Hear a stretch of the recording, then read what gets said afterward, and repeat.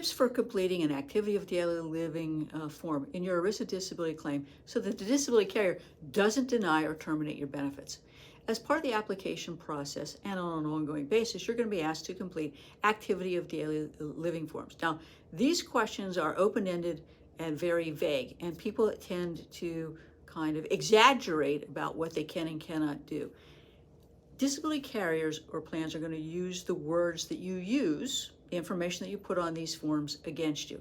And a judge is going to be hard-pressed to ultimately overturn a claim denial or termination based on your own words. So you got to be careful about the words that you are using.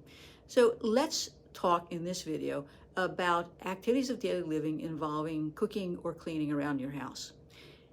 You may wonder why this is important, because it doesn't necessarily have anything to do with your occupation or any occupation.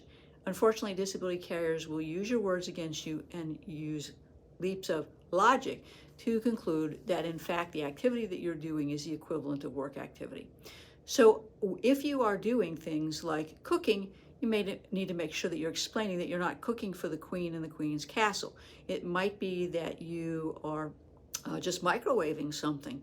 It might be that if you do try to cook something, that you have to break up that cooking task in parts. You may get pre-chopped vegetables. You may have to sit on a stool by the stove as you're assembling the ingredients, or you may be using a crock pot. You want to talk about the price that you're paying for this. So you may be alternating sitting and standing. You may be breaking it up. You may be putting it in a crock pot because you can't stand at the stove and cook. So you need to give detail. How much time are you spending doing this? What difficulties do you have? Do you need any assistance? Do you have to increase your pain medication? Do you have to take a nap?